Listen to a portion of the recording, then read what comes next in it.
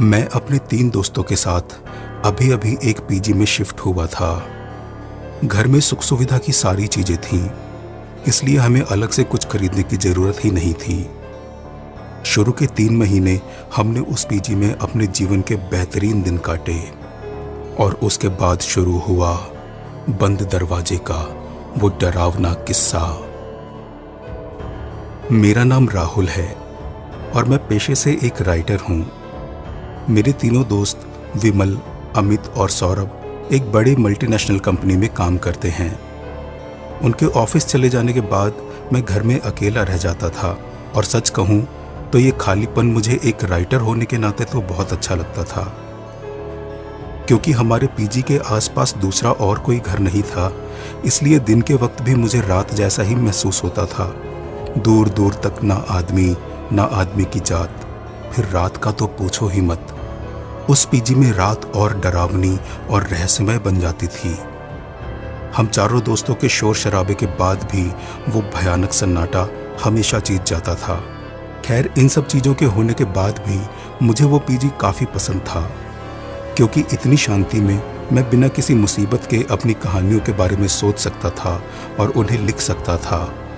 मगर एक और बात थी जिसे मैं शुरू में नज़रअंदाज करता हुआ आया था, मगर धीरे धीरे उस चीज़ ने मेरे दिमाग में अपनी मौजूदगी दर्ज करवा ही दी। दरअसल बात ये थी कि मेरे दोस्तों के ऑफिस चले जाने के बाद मैं हमेशा अकेला हो जाया करता था। जब मैं अपना काम कर रहा होता था तब मुझे रह रहकर दरवाजे पर दस्तक देने की आवाज़ें सुनाई देती थीं। कई बार मैं उन आवाज़ों को सुनकर घर का मेन दरवाज़ा खोलने के लिए चला जाया करता था, लेकिन जब भी मैं दरवाज़ा खोलता तो बाहर मुझे कोई भी नज़र नहीं आता था। किस्मत से एक रोज़ मैं दिन के वक्त ड्राइंग रूम में बैठा हुआ था जब मुझे घर के दरवाजे से दस्तक देने की आवाज़ सुनाई दी। मैंने बिल्कुल ठीक सुना था। ये आवाज़ मेन दरवाजे से नहीं बल्कि घर के अंदर से ही आ रही थी, वो भी उस दरवाजे से जो हमेशा बंद रहता था। मैं कुछ समझ नहीं पा रहा था, आखिर बंद दरवाजे के पीछे से कोई आवाज़ कैसे आ सकती है। हम जब से उस पीजी में गए थे तब से ही उस दरवाजे में ताला लगा हुआ था। उस वक्त मैं दरवाजे के बिल्कुल करीब खड़ा हुआ था जब फिर से दस्तक हुई और इस बार धड़ाम धड़ाम की 2 जोरदार आवाज़ें आईं। इन आवाज़ों को सुनकर मैं डर गया और पीछे हो गया। आखिर मैंने जानना चाहा कि अंदर कौन हो सकता है। मैंने वहीं लेटकर दरवाजे के नीचे मौजूद खाली जगह से अंदर देखने का प्रयास किया और फिर जो मुझे दिखा वो देखकर मेरे रोंगटे खड़े हो गए थे। मुझे अंदर किसी के पैर नजर आए। कोई नंगे पांव दरवाजे के पास घूम रहा था। फिर अगले ही पल वो ओझल हो गया। मैं डर के मारे अपने कमरे की तरफ भागा और दरवाजा बंद करके बिस्तर पर लेट गया। जब शाम को मेरे सभी दोस्त ऑफिस से वापस घर लौटे तब जाकर मेरी जान में जान आई।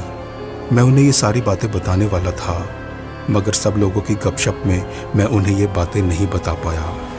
अगली सुबह मैं कुछ ज़्यादा देर तक सोया रहा।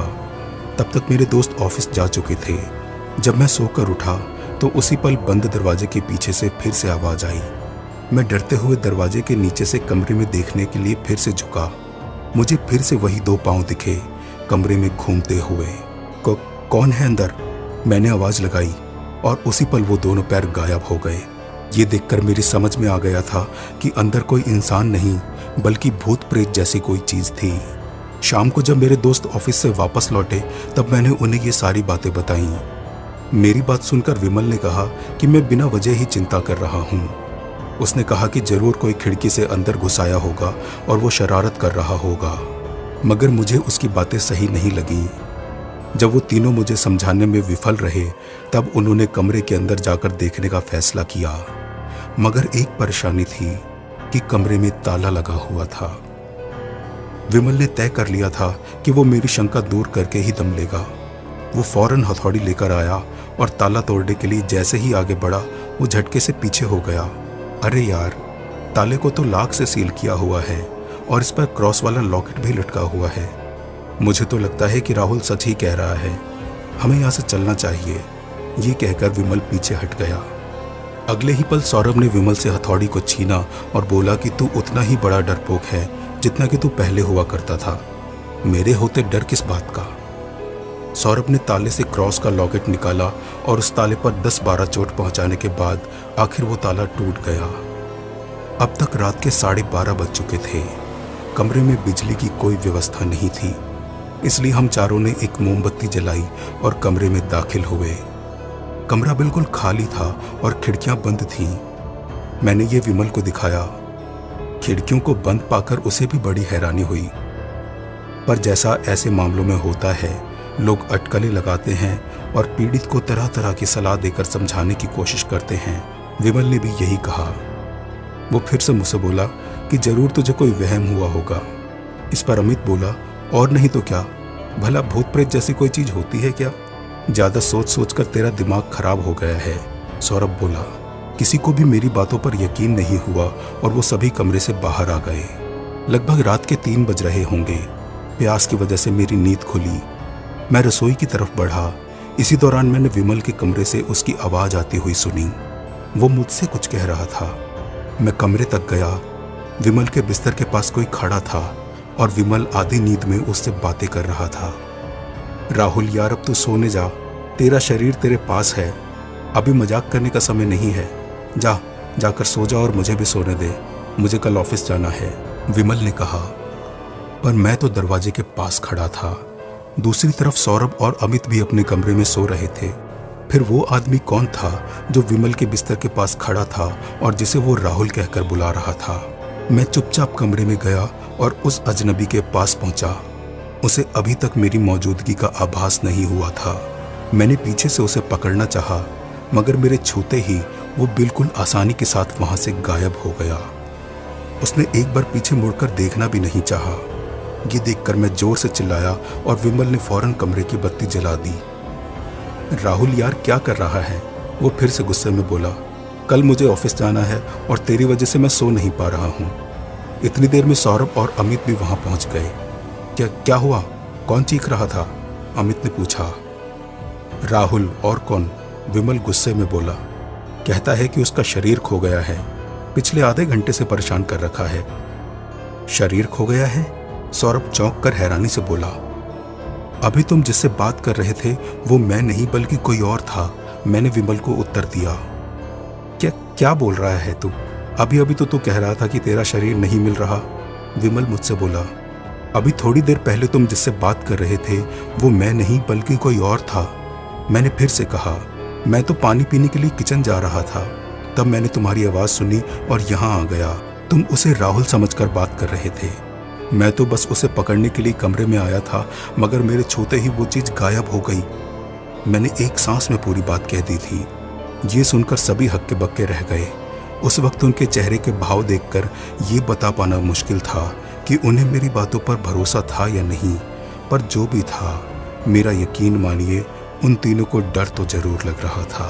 तभी रात के उस गहरे सन्नाटे में धड़ाम धड़ाम की 2 आवाजें फिर से सुनाई दी। सौरभ को ऐसा झटका लगा कि वो कूदकर बिस्तर पर चढ़ गया। अभी किसी ने अंदाजा नहीं लगाया था, मगर मैं जानता था कि ये आवाज उसी बंद दरवाजे के पीछे से आई थी। अब बोलो, क्या कहना है? मैंने खुशी और डर के मिले जुले भाव से बोला। बोलना क्या है, हम अभी चलकर देख लेते हैं, विमल ने कहा। उसे अब भी मेरी बात पर भरोसा नहीं था। फिर क्या था, हम उस कमरे के पास पहुंचे जो हमेशा से बंद रहता था। धड़ाम धड़ाम की ये आवाज फिर से उस दरवाजे के पीछे से आई, जिसे सुनकर सौरभ और अमित के चेहरे का रंग फीका पड़ गया।